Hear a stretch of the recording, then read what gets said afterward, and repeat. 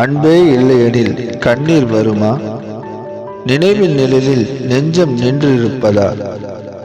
நபிமுகம் நினைத்ததால் தான் இம்மனம் நிம்மதி மறந்து விழித்திருக்கும் இரவுகள்.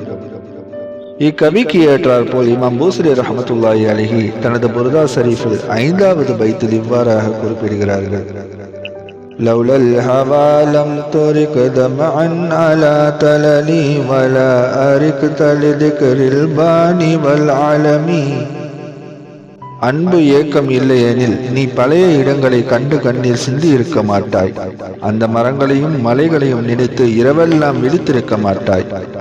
கவிஞர் கூறுகிறார், நபி ஸல்லல்லாஹு அலைஹி வஸல்லம் அவர்கள் மீது உள்ள காதல் இருந்தால்தான் நினைவுகள் கண்ணீராக மாறுகின்றன. நபி ஸல்லல்லாஹு அலைஹி வஸல்லம் அவர்கள் மீது உள்ள அன்பே இதயத்தை விழித்திருக்க வைக்கும் காரணம். கண்ணீர் வலியும் நினைவு நெருக்கும், அதுவே உண்மையான காதல்.